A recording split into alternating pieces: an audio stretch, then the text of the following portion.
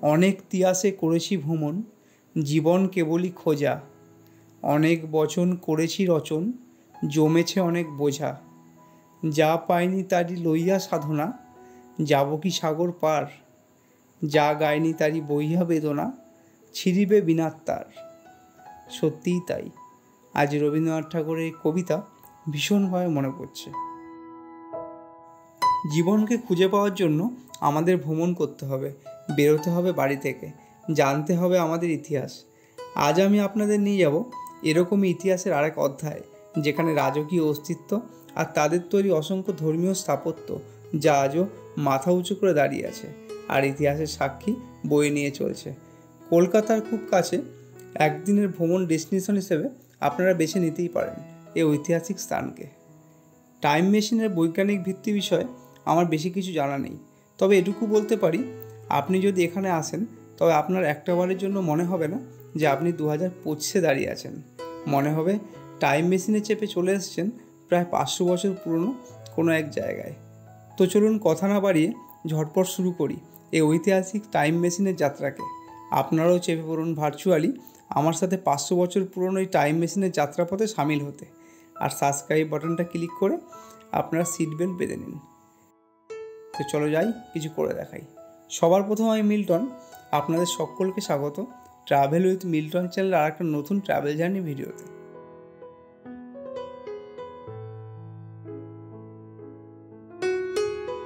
নমস্কার বন্ধুরা, আমি এখন আছি কালনা স্টেশন, আর আজকে আমি যেখানে যেতে যাচ্ছি সেটা হচ্ছে বৈদ্যপুর। আপনারা থাম্বনেল দেখে বুঝতেই পেরেছেন। আর বৈদ্যপুর যেতে গেলে আপনাদের কালনা স্টেশন ছাড়াও কিন্তু আপনারা যদি বৈচি স্টেশন নামেন সেখান থেকে আপনারা যেতে পারেন। আর এবার কালনা স্টেশনে যদি আপনারা নামেন সেক্ষেত্রে এখান থেকে টোটো করতে পারবেন, সেটা আপনাদের এবার দেখাই আমি।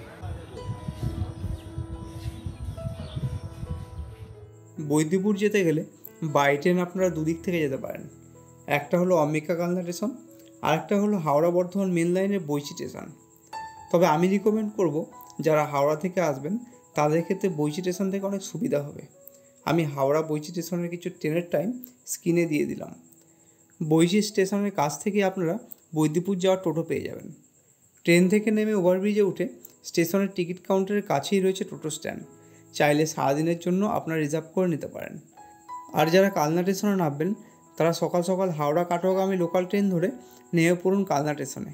হাওড়া থেকে ব্যান্ডেল লোকাল ধরে ব্যান্ডেলে এলে আপনি সকালে ব্যান্ডেল কাটোয়া লোকাল পেয়ে যেতে পারেন।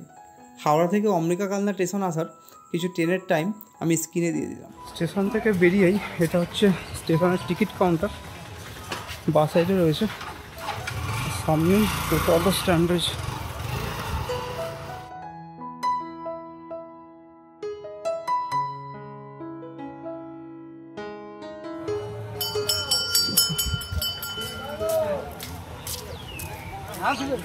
স্টেশন থেকে বেরোনো মাত্র এখানে একটা কালী মন্দির পড়ে, যেটা এখানে খুব জাগ্রত আর এখানে পুজো হয়। এটা হচ্ছে স্টেশনের এখানে কালী মন্দির, আর কালী মন্দিরের পাশেই ঠিক এখানে টোটো স্ট্যান্ড রয়েছে। তো আমি এখন আছি কালনা স্টেশন, আর কালনা স্টেশনের টোটো স্ট্যান্ডে আমি দাঁড়িয়ে আছি। আর এখানে আমি টোটো স্ট্যান্ডে একটা কাকু আছে, তার কাছে শুনে নেবো যে বৈদ্যপুর যেতে গেলে এখানে তারা কীভাবে কি যায় আর এখানে কি রিজার্ভ করতে হয় কিনা সেটা ডিটেলসটা আমি কাকুর কাছে শুনে নিচ্ছি। কাকু, আপনার নাম? কালিদাস পাল। আর এখান থেকে যদি বৈদ্যপুর যায় তাহলে সেক্ষেত্রে আপনার রিজার্ভ হয়, তাই তো? আর রিজার্ভ করলে কীরকম কী খরচা? রিজার্ভ করে আপনাদের ওখানে তো শুধু বৈদ্যপুর রাজবাড়ি গেলে মানে ওই সাইডটা পুরো ঘুরবেন। রাখালে যেমন যে আছে বৈদ্যপুর, রথতলা আছে, রাজবাড়ি আছে, এইগুলো সাইড ফাইড ঘুরবে মোটামুটি ওই আপ ডাউন দিয়ে প্রায়, আমরা তো একজনের হিসাব তো হয় না, গাড়ি হিসাবে যে কজনই থাকে মোটামুটি গাড়ি ক্যাপাসিটি অনুযায়ী লোক থাকবে। হ্যাঁ, আপনাদের লোক বেশি হলে আপনাদের পড়তা কম হয়ে যাবে। এবার লোক যদি কম হয় রিজার্ভ করলে কত লাগবে? রিজার্ভ করলে মোটামুটি যেরকম 5 থেকে 600 টাকা। 5 থেকে 600 টাকা লাগবে মোটামুটি। যা আছে আপনারা ঘুরে দেবেন। ওখানে যদি ভোগ খেতে যায় সেক্ষেত্রে টাইম নিয়ে খাবেন। আচ্ছা, ঠিক আছে। আর আপনারা যদি কন্ট্যাক্ট করতে আপনার নাম্বার তো বলবেন? 9732215767। আচ্ছা, ঠিক আছে। আর তাহলে যদি কেউ ফোন করে তাহলে আপনারা কন্ট্যাক্ট করলে আপনারা পেয়ে যাবেন। আগের দিন ফোন করে নিতে হবে। আগের দিন ফোন। আচ্ছা, ঠিক আছে।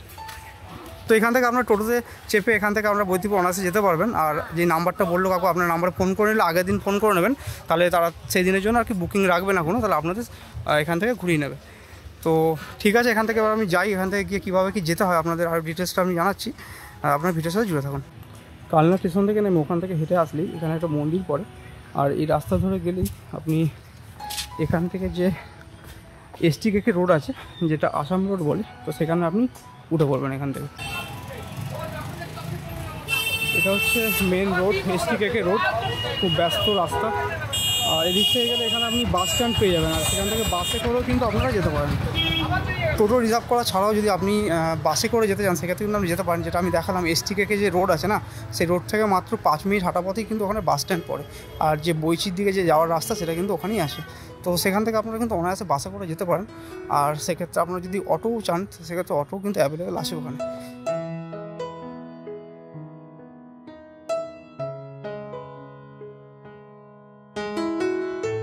তো আপনারা ওখান থেকে রিজার্ভ করে অনায়াসে যেতে পারবেন। আর আমি তো আজ শেরপাকে নিয়ে, শেরপা রয়েছে এখানে, আর তার সাথে রিয়াও আছে। আমি এখন এই রেলগেটটা এখান থেকে গেছিলাম যে আপনাদের দেখানোর জন্য এখান থেকে কীভাবে কী যেতে হয়। আর এর পাশেই রয়েছে যে স্টেশন, এখান থেকে দেখা যাচ্ছে স্টেশন। আর এটা হচ্ছে বৈশি দিকে যাওয়ার জন্য যে রেলগেটটা পড়ে, তো সেটা হচ্ছে এই কালনা স্টেশনের রেলগেট। আর এখানে আমি গাড়ি পার্কিং করে গেছিলাম। আর এই যে এখানে রিয়া দাঁড়িয়ে আছে, এই যে ম্যাডামকে এখানে দাঁড় করিয়ে রেখে আমি গেছিলাম। অম্বিকা কালনা স্টেশনে নেমে আপনাদের রেলগেটে যে রাস্তা দেখালাম ওখান থেকে কিন্তু এই রাস্তা ধরেই কিন্তু আপনাদের বৈদ্যপুরের দিকে যেতে হবে। তো এই রাস্তাটা এখান থেকে ডিস্টেন্স পড়বে প্রায় 14 কিলোমিটার মতো। আর যদি আপনারা বৈশি থেকে আসেন সেক্ষেত্রে আপনাদের ডিস্টেন্স পড়বে 8 কিলোমিটার। তো যারা কলকাতা সাইড থেকে আসবেন তাদের আমি বলবো যে আপনারা বৈশি স্টেশন থেকে আসুন। আর বৈশি স্টেশন থেকে নেমেই ওখান থেকে আপনারা টোটো পেয়ে যাবেন, ওখান থেকে আপনার টোটো রিজার্ভ করে নিতে পারেন, কোনো অসুবিধাই হবে না। ওখানে বড় টোটো স্ট্যান্ড আছে, তো ওখান থেকে আপনারা যেতেই পারেন। তো বৈশি স্টেশন থেকে আপনাদের কিন্তু এই রাস্তা ধরেই কিন্তু এখানে আসতে হবে। আর এখন আমরা সোজা যাচ্ছি এই রাস্তা ধরে বৈদ্যপুরের দিকে। তো আপনার ভিডিওর সাথে জুড়ে থাকুন। আপনাদের আমি যেতে যেতে একটু বৈদ্যপুরের সম্পর্কে একটু অবগত করি, আপনারা চারিদিকে সিনিক বিউটিটাকে এনজয় করুন। বাংলার গ্রামগঞ্জে এখনও অনেক জায়গা আছে যেগুলো পর্যটকদের কাছে অজানা। পশ্চিমবাংলায় এরকম অনেক ছোট ছোট প্রাচীন গ্রাম আছে যেখানে পুরনো জমিদার বাড়ি ও অনেক পুরনো মন্দির রয়েছে। এরকমই একটা গ্রাম বর্ধমান জেলার বৈদ্যপুর গ্রাম, যেখানে 1500 খ্রিস্টাব্দের সুবিশাল দৌল, নবরত্ন মন্দির, পঞ্চরত্ন মন্দির, প্রাচীন জমিদার বাড়ি, বৈঠকখানা এবং কাছারি বাড়ি রয়েছে। বৈদ্যপুর নামটা শুনলেই প্রথমে মনে হতে পারে নিশ্চয়ই এখানে বৈদ্য সম্প্রদায়ের মানুষের বসবাস রয়েছে। একসময় বৈদ্যরা এই গ্রামে আয়ুর্বেদ চিকিৎসা করতেন, যদিও বর্তমানে একঘরও বৈদ্য নেই এখানে। কিঙ্কর মাধব সেন বৈদ্যপুরের জমিদার ছিলেন মুর্শিদকুলির খাট সময়কালে। পরবর্তীকালে ব্যবসায়ী নন্দীদের জন্য বৈদ্যপুর দর্শনীয় হয়ে ওঠে। বৈদ্যপুর নামটি প্রথম পাওয়া যায় খ্রিস্টীয় 11-12 শতাব্দীতে রচিত মনসামঙ্গল মহাকাব্যে, যেখানে উল্লেখ আছে যে বেহুলা তার স্বামী লক্ষিন্দরের সাপের কামড়ের পর ডাক্তারের সন্ধানে এই বৈদ্যপুরে এসেছিলেন এবং সেখান থেকে গ্রামের নাম হয় বৈদ্যপুর, কারণ বাংলার বৈদ্য অর্থাৎ ডাক্তার। বেহুলা নদীর নাম এই মহাকাব্য থেকে এসেছে। তো সোজা রাস্তা থেকে এসে আমরা কিন্তু এই মোড়ে চলে এসেছি, এখান থেকে গেলেই সেই জায়গা। বৈদ্যপুরে প্রায় চায়ের দোকানের মতো ছড়িয়ে ছিটিয়ে আছে এখানে দর্শনীয় স্থানগুলি। এখানে অসংখ্য মন্দির, অসংখ্য দর্শনীয় স্থান আছে। তো আপনাদের প্রথমে একটা অসুবিধা হতে পারে যে আপনারা কোথা থেকে শুরু করবেন। তো সে মতোই আমি আপনাদের সুবিধার্থে আমি একটা স্পট থেকে প্রথমে শুরু করব, সেটা আপনাদের দেখার জন্য ভিডিওর সাথে জুড়ে থাকুন। তো আপনারা ভার্চুয়ালি ভিডিওর সাথে জুড়ে থাকুন। এবার আপনাদের আমি এক একে দেখাই যে এখানে কী কী দর্শনীয় স্থান আছে। তো আমি এখন আছি নন্দীবাড়ি যে কাছারি বাড়ি চত্বর আছে সেখানে আমি উপস্থিত হয়েছি। আর আপনাদের এবার ভেতরটা দেখাই যে কাছারি বাড়ির ভেতরটা কীরকম। তো এই চত্বরে কী কী দর্শনীয় স্থান আছে এবার এক একে আপনাদের আমি দেখাবো। আমি শুরুটা করলাম যে কাছারি বাড়ি আছে সেই কাছারি বাড়ি থেকে। তো কাছারি বাড়ির ভেতরটা কীরকম সেটা আপনাদের এবার আমি আস্তে আস্তে এবার দেখাই। তো এটা হচ্ছে ওদিক থেকে যে রাস্তা, তো ওই রাস্তা ধরে আসলে আপনারা এখান থেকে কাছারি বাড়ি প্রাঙ্গণে চলে আসবেন। আর এখান থেকে এই যে গেট রয়েছে, এটা হচ্ছে কাছারি বাড়ি গেট। তো ওদিক থেকে ওই রাস্তা থেকে এসে আপনারা এই গেট দেখতে পাবেন। আর এখান থেকে এই যে রয়েছে এটা পুরো কাছারি বাড়ি। তো কাছারি বাড়ি গেট থেকে ঢুকলে আপনারা এরকম সামনেই দেখতে পাবেন কতগুলো পিলার রয়েছে, কতগুলো স্তম্ভ রয়েছে। আর এখানে কিন্তু এরকম চারিদিকে সব ঘর করা রয়েছে।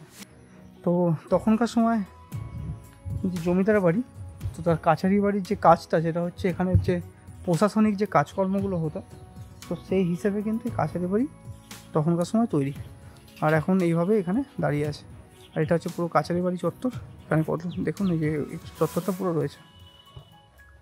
এখানে অনেক কটা রুম আছে।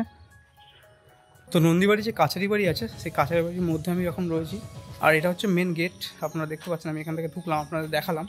আর এই আরেকটা কথা আপনাদের বলে রাখি, নন্দীবাড়ির যে বংশধররা রয়েছে তারা কিন্তু এই ভেতরেই কিন্তু তারা থাকেন। আপনারা একদম ভুল করবেন না যে এটা কিন্তু আপনাদের আমি দেখাই, আপনাদের না দেখলে বুঝতে পারবেন না। এটা মেন গেট, এখান থেকে আমরা এলাম। এখান থেকে আসা মাত্রই এই যে রাস্তাটা রয়েছে, এটা কিন্তু ঢোকা মাত্রই মনে হতে পারে যে এটা কিন্তু কোনো বাড়ির মধ্যে আমরা ঢুকছি। হ্যাঁ, অবশ্যই বাড়ির মধ্যে। এখানে শিব মন্দির আছে ভেতরে, আর এরকম ঢোকা মাত্রই আপনারা এখানে দেখতে পাবেন এখানে পুরনো ইতিহাস। এখানে ওপরে রুম রয়েছে, অনেক বড় বড় রুম আছে, সেগুলোতে এখন আর যাওয়া যাবে না। এখন এখানে কাউকে দেখতেও পেলাম না, জায়গাটা ফাঁকাই পড়ে আছে। আর এখানে প্যান্ডেল এসব রয়েছে, এখানে হয়তো কোনো কাজে ব্যবহার হয়েছে। পাখির কোলাহল বেশ আলাদাই একটা ঐতিহ্যের ছাপ রয়েছে। আর এই ভিতর থেকে যাওয়া যায়, আর ভিতরে যেহেতু দরজা বন্ধ আছে আমি সেগুলো গেলাম না ভিতরে। কিন্তু এই যে রাস্তাটা না, এই যে রাস্তাটা আপনারা এখান থেকে এলাম আমরা, এই রাস্তা থেকে কিন্তু এটা কিন্তু মেন যাতায়াতের পথ। কাছারি বাড়িটা অ্যাকচুয়ালি ওটা গেটের মতো কাজ করে। এই গেট থেকে গিয়ে কিন্তু এখানে যাদের বাড়ি আছে, মানে এই পরিবারের বংশধরা হয়, তারা কিন্তু এখান থেকে মেন গেট হিসেবে এটাকে যাতায়াতের অংশ হিসেবে তারা ব্যবহার করেন। আর এটা কিন্তু তাদের যাতায়াতের মেন রাস্তা। এখান থেকে যাতায়াত করেন, এখান থেকে বেরোলেই আপনারা দেখতে পাবেন এখানে অনেক বাড়ি ঘর দুয়ার রয়েছে, অনেক কটা পরিবার এখানে আছে। আর এখানে এই ভেতরে এরকম কাছারি বাড়ি চত্বর, আর ভেতরে শিব মন্দির আছে। তো শিব মন্দিরের ভিতরে এখন যাওয়া যাবে না। আর এখানে খুব সুন্দর ডিজাইন করা রয়েছে, এরকম কাঠের ডিজাইনগুলো তখনকার সময় পুরনো ঐতিহ্যশীল জায়গায় যেরকম ডিজাইনগুলো করা থাকে সেরকম রয়েছে। আর এই চত্বরটা এইভাবে রয়েছে।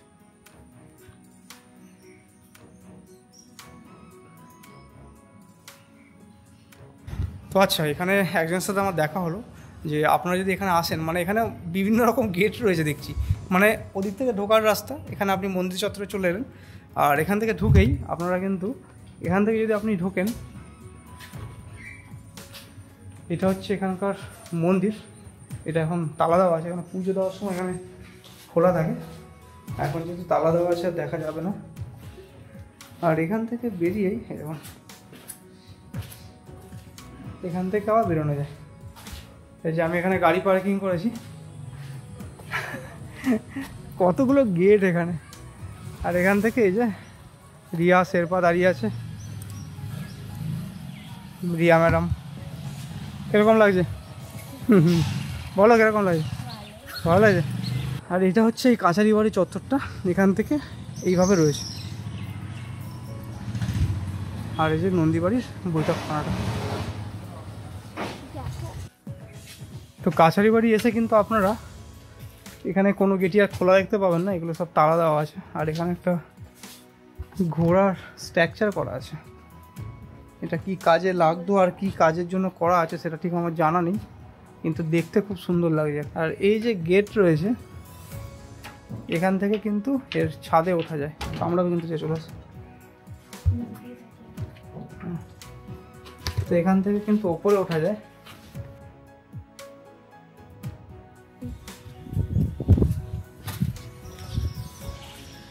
তো আমি এখন পৌঁছে গেছি নন্দীবাড়ি যে কাছারি বাড়ি, তো সেই কাছারি বাড়ির প্রাঙ্গণে। আর এই যে এখান থেকে আমি ছাদে উঠে পড়লাম, আর এখানে দরজা কিন্তু সবসময় খোলা থাকে। আর আপনারা চাইলে কিন্তু এখানে ভেতরে ঢুকতেও পারেন, আর এইদিকে ছাদে উঠতেও পারেন। আর এখান থেকে ছাদে ওঠা মাত্র আপনি দেখতে পাচ্ছেন যে চারিদিকে এরকম কাছারি বাড়ি চত্বর রয়েছে। আর এটা কিন্তু আপনাদের আমি প্রথমে বললাম এখানে প্রশাসনিক কাজকর্মগুলো হতো। কাছারি বাড়ির অপোজিটে রয়েছে কিন্তু নন্দীবাড়ি যে বৈঠকখানা বাড়ি, সেই বৈঠকখানা বাড়ি কিন্তু এখান থেকে ছাদ থেকে দেখা যায়। আপনার সামনে আসলে এখানে আমরা দেখতে পেয়ে যাবেন। সেই বৈঠকখানা বাড়িটি এখানে এভাবে এখন দাঁড়িয়ে আছে। আর বৈঠকখানা বাড়ির সামনে রয়েছে 5টা স্তম্ভ দিয়ে এখানে এটাকে তৈরি করা হয়েছে। আর সামনে একটা ঝুলন্ত বারান্দা আছে, আর সেটা কিন্তু আর এই বাড়িটার সৌন্দর্যকে আরও দ্বিগুণ করে দিয়েছে। আর এখন এখানে লোকজন থাকে না, এখানে তালাটাও দেখলাম, তার ভিতরে কিন্তু ঢোকা যাবে না। আর এখন এখানে তাদের বাসিন্দা বলতে এখানে পায়রারা এখন তাদের বাসা করে নিয়েছে, এখন পায়রাদের ঘর হয়ে গেছে জায়গাটা। আর সেই মধ্যে পায়রা থাকলে যা হয় আর কি, জায়গাটা একটু মানে অপরিষ্কার রয়েছে। আর সে মতো পায়রা থাকলে আর কিছু করার থাকে না, সেগুলো এরকম অপরিষ্কার হবেই। আর তবে চাইলে এই জায়গাটাকে আরেকটু পরিচর্যা করা যেতে পারত। আর এখানে যে ভেতরে আপনি যখন ঢুকবেন, খানিকটা ভেতরে আপনি যেতেই পারেন না, সেই মতো ভেতরে গিয়েই যখন আপনারা দেখতে পাবেন যে নিচের তলার এই যে দরজাগুলো রয়েছে, দরজাগুলোর ওপরে যে কাচের যে ডিজাইন করা আছে না, তো সেই কাঁচের ডিজাইন থেকে এটা বোঝা যায় যে তখনকার সময় কতটা রাজকীয়তা এই যা বাড়ির ওপর কিন্তু ছিল। আর সত্যি মানে এরকম ইতিহাসের জায়গায় যখনই আমরা যাই তখন কিন্তু বিশেষ করে আমি এটুকু ভাবুক হয়ে যায় যে এই সমস্ত জায়গায় তখনকার সময় কীরকম একটা ঐতিহ্যশীল জায়গা ছিল, আর এই চত্বরে তখনকার সময় কত রাজকীয়তা ছিল। আর এখন সেই দেখুন এখন কীরকম নিস্তব্ধ হয়ে পড়ে আছে, আর সেরকম কোনো লোকজনই নেই, এরকম একটা ইতিহাসের সাক্ষী নিয়ে এখনও এই সমস্ত জায়গায় দাঁড়িয়ে আছে। তো কাছারি বাড়ি থেকে আসার পরেই আপনার রাস্তার মুখেই পড়বে এখানে একটা পঞ্চরত্ন মন্দির।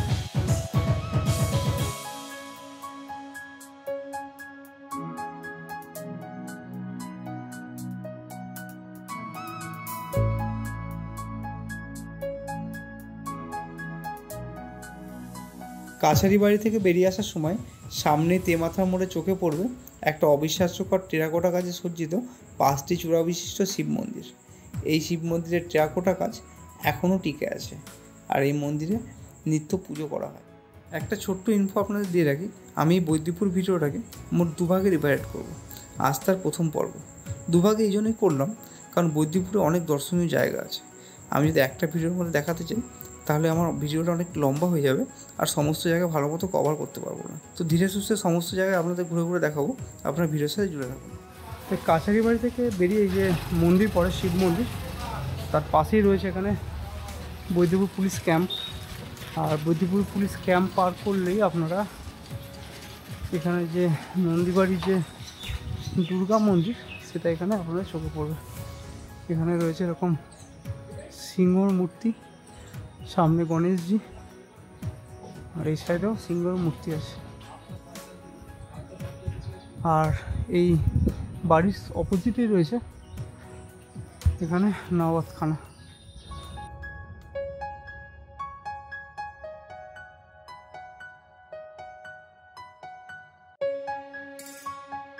আর এর ঠিক নিচেই রয়েছে এরকম একটা পুকুরের ঘাট, যেটা এখন পুরোপুরিভাবে বন্ধ, আর এরকম গাছগাছালায় ভর্তি। এটা হচ্ছে নন্দীবাড়ির পুজো বাড়ি। পুজো বাড়ির সামনে এরকম একটা গণেশ মূর্তি রয়েছে, আর দুধারে এরকম সিংহের মূর্তি করা আছে। আর এটা হচ্ছে পুজো বাড়ি কমপ্লেক্স, আর এটা হচ্ছে মেন গেট। সপ্তদশ শতাব্দীর শেষ অবধি বৈদ্যপুর বাংলার আরেকটি সাধারণ গ্রাম ছিল, যেখানে একমাত্র উল্লেখযোগ্য ঐতিহাসিক ভবন ছিল 1500 শতাব্দীতে তৈরি জোড়াদৌল। 1680 দশকে পূর্ব বর্ধমানের মেমারি অঞ্চল থেকে হারাধন নন্দী নামে এক ভদ্রলোক এখানে বসতি স্থাপন করেন এবং খাদ্যশস্যের ব্যবসা শুরু করলে গ্রামের ভাগ্য নাটকীয়ভাবে পরিবর্তন হয়। 1832 থেকে 1835 সালের মধ্যে প্রতিষ্ঠিত পুজো বাড়িটি ইন্দো অ্যাংলো স্থাপত্য শৈলীতে নির্মিত একটি বড় কমপ্লেক্স। ভবনের কেন্দ্রস্থলে একটি বড় উঠোন রয়েছে, যার চারপাশে 22টি স্তম্ভ রয়েছে, যা একটি দ্বিতল বারান্দাকে সমর্থন করে। উত্তর প্রান্তে একটি মন্দির রয়েছে। স্থানীয়দের কাছে এটি পুজো বাড়ি নামে পরিচিত। এখানে নন্দী পরিবারের সমস্ত গুরুত্বপূর্ণ আচার অনুষ্ঠান অনুষ্ঠিত হয়।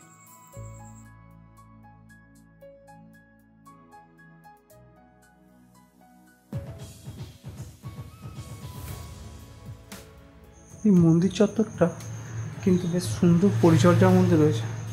আর এখানে এই যে দালান বাড়ি রয়েছে, ঠাকুর যে পুজো বাড়ির মেন যে মন্দির প্রাঙ্গণ, এখানে ঠাকুরের কাঠামো আপনি দেখতে পাবেন। আর এই নিচটা কিন্তু মেঝে করা নেই, মাটির, বেশ ভালো।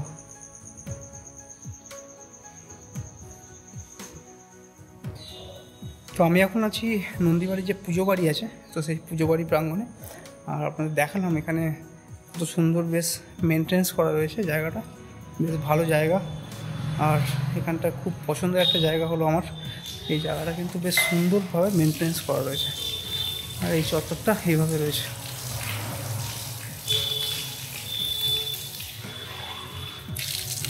খুব সুন্দর জায়গা, আপনারা যদি আসেন তাহলে এই জায়গাগুলো ভিজিট করবেন। আর এবার আমি একে একে আরও কিছু দর্শনীয় স্থান আছে, সেগুলো আপনাদের এবার আমি একে একে তুলে ধরব। তো আমি এখন আছি নন্দীবাড়ির পুজো বাড়িতে, আর এটা হচ্ছে পুজো বাড়ি কমপ্লেক্স, বেশ সুন্দর করে মেনটেন্স করা, আর আপনারা দেখতেই পাচ্ছেন। আর এটা হচ্ছে পুজোর দালান বাড়ি যেটা আর কি, এটা এখানে কিন্তু পুজো করা হয়, এটা হচ্ছে দালান বাড়ি পড়ে যেটাকে আর কি। আর এখানে কিন্তু বিভিন্ন রকম পুজো হয়, কালী পুজো, লক্ষ্মী পুজো, সরস্বতী পুজো সব এই মণ্ডপেই কিন্তু হয়। আর এখানে বেশ সুন্দর করে সাজানো। আর এই চত্বরটা দেখতে পাচ্ছেন একটা পুরোনো ঐতিহ্যশীল জায়গা যেমন আর কি সেটা, আর সেটা খুবই একটা পরিচর্যার মধ্যে রয়েছে। আর আপনারা আসুন এবার আপনাদের যাবে এখান থেকে আমরা দেখতে পাচ্ছেন বিভিন্ন রকম কলাকৃতি করা রয়েছে। আর এখান থেকে আসা মাত্র আপনারা দেখতে পাবেন এখানে যে পালকি, ঠাকুর কিন্তু এই পালকিতে করে এখানে যান। আর এই পালকি থেকে এখান থেকে গেট রয়েছে পাশেই, এই গেট থেকে ঢোকা মাত্র আপনারা এই নন্দীবাড়ির যে রাজরাজেশ্বর মন্দির সেটা কিন্তু এখানেই আছে, কিন্তু এখানে সেটা তালা দেওয়া, এই তো এখন সেটা দেখা যাবে না। বাকি সেটা কিন্তু এই চত্বরটা কিন্তু এটাই।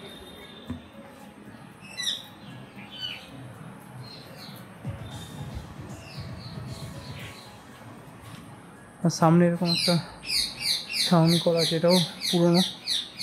আর তার পেছনেই একটা এরকম বাড়ি রয়েছে যেটা ধ্বংস অবস্থায় পড়ে আছে, এটাও বেশ তখনকার সময়, কিন্তু এটা এই অবস্থায় এখন পড়ে আছে।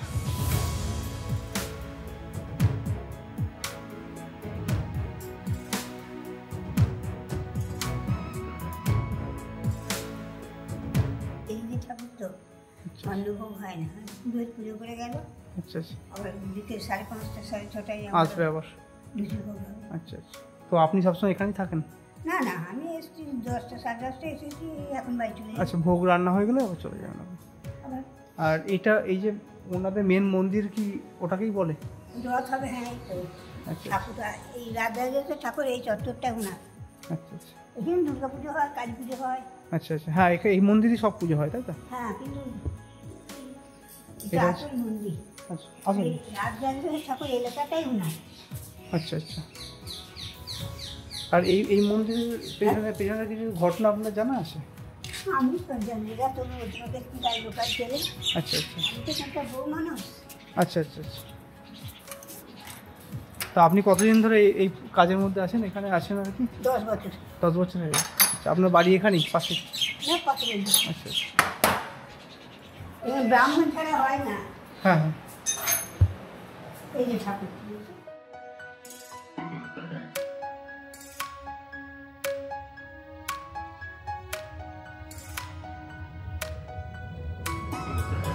এই যে রাজরাজেশ্বর।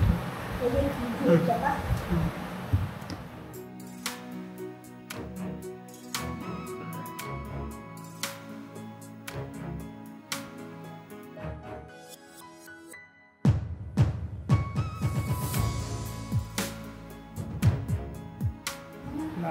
আর মোটামুটি কেউ যদি দেখতে চায় তাহলে ওই সকালবেলা আসতে হবে, নাহলে বিকেলবেলা যখন পুজো হয় তখন আসতে হবে?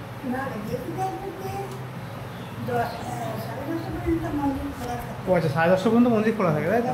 তারপরে আবার চলে যায়, যে চলে যায়। আচ্ছা, 12:30 12টায় ভোগ হয়, তখন উনি থাকছে পুরো। পুরোহিত থাকেন তখন? আমি চলে যাই, আমি যেতে বলি তাই আগে বলে আমি চলে যাই। 12:30টায় যাবো, বিশাল সম্পত্তি। হ্যাঁ, এনাদের ফ্যামিলির মেম্বাররা সব কি এখানেই থাকে? বাইরে থাকে, তবে 150 ঘর বসতি দিয়ে থাকে। 150? 150 জনাকার ভাগ থাকে। ও, 150 জনের ভাগ আছে। আচ্ছা আচ্ছা আচ্ছা, পুজো হবে সব এই বৃহস্পতিবার, সংক্রান্তি পড়েছে এবার 32 মাস। তো এইখানে লক্ষ্মী পুজো হবে, আচ্ছা সোনার মুগের ডাল দিয়ে একটা সোনা দিয়ে পুজো হবে। তো ওই বৃহস্পতিবার লক্ষ্মী পুজো হতে হবে, আচ্ছা নাহলে এখানে লক্ষ্মী পুজো হয় না। তো ওই পুজো হবে এই বৃহস্পতিবার 32 মাস, বাংলার 32 মাস বৃহস্পতিবার করতে পুজো হবে। আচ্ছা, সংক্রান্তি যদি বৃহস্পতিবার হয় সেদিন পুজো হবে? যে কোনো মাস হোক, যে কোনো মাস হোক, সেখানে সেদিনই পুজো হবে? ওইখানে পুজো, আচ্ছা লক্ষ্মী হয়। আচ্ছা আচ্ছা, ওই যে এই পাশে যে মণ্ডপটা করা আছে। হ্যাঁ, আচ্ছা আচ্ছা আচ্ছা আচ্ছা, তা ওই তখন ওই 150 ঘরে বসতি পুজো প্রসাদ পাওয়া যায়, তাই জানি যে 150। ও আচ্ছা আচ্ছা, আর তখন সবাই আসেন মোটামুটি? আসুন না, আসুন, পাঠিয়ে দেওয়া পাঠিয়ে দেওয়ার ব্যবস্থা হয়ে যায়। আচ্ছা আচ্ছা, খুব ভালো, আপনার সাথে দেখা হবে। তো আমি এখন আছি নন্দীবাড়িতে। নন্দীবাড়ির এই পুজো বাড়ি সম্ভবত 1832 থেকে 1835 খ্রিস্টাব্দের মধ্যে তৈরি হয়েছিল। তবে নন্দীবাড়ির সাথে যে বৈদ্যপুরের এর যোগাযোগ সম্ভবত স্থাপিত হয়েছিল 1700 শতাব্দীর মাঝে বরাবর সময় থেকে। আর তখনকার সময় তারা কিন্তু বেশ ব্যবসায় সমৃদ্ধি উপার্জন করে, আর সেই সমস্ত তাদের ব্যবসা যেরকম লবণ, বাদাম আর বিভিন্ন রকম মশলার ব্যবসা ছিল, আর সেই থেকে কিন্তু তাদের এই স্থাপত্য আস্তে আস্তে বিস্তার লাভ করে। তো এইভাবে কিন্তু তারা ধীরে ধীরে একটা বিশাল সম্পত্তির মালিক হয়ে ওঠেন, আর তারা কিন্তু আর্থিক উপার্জন এইভাবে কিন্তু ব্যাপক পরিমাণে তখনকার সময় করতে থাকেন। তো নন্দী পরিবারের যে আদি বাসস্থান ছিল সেটা কিন্তু হালি শহরের কেউটা গ্রামে, আর সেখান থেকে ব্রিটিশদের অত্যাচারে তারা কিন্তু এখানে চলে আসেন। আর সেটা প্রথমে তারা আরেকটা আমাদের বংশধররা যেটা আছেন, যেটা হচ্ছে পান্ডুয়ার যে জামগ্রাম, যার ভিডিও আমি অলরেডি করেছি, আর সেটা আই বাটনের লিঙ্কটা দিয়ে রাখলাম, আপনারা দেখে নেবেন। তো সেই জামগ্রাম কিন্তু তাদের আদি বাসস্থান আছে, তাদের একটা অংশ কিন্তু এখানে এসে তারা এখানে তাদের সম্পত্তি বিস্তার লাভ করেন। আর এইভাবে কিন্তু তারা আস্তে আস্তে তখনকার সময় একটা রাজবাড়ি, একটা ঐতিহ্যশীল রাজবাড়িতে কিন্তু তারা একটা পরিণতি লাভ করেন। আর তারা আস্তে আস্তে তাদের সেই জায়গা, তাদের সম্পত্তি, তাদের বিস্তার লাভ করেন।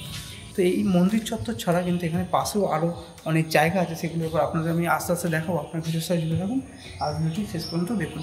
আর এবার আপনি এখান থেকে বেরিয়ে আপনাদের নেক্সট যে স্পট আছে সেটা আপনাদের আমি দেখাই। চলুন আসুন।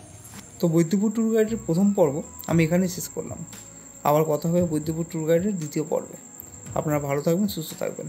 সকলকে অসংখ্য ধন্যবাদ।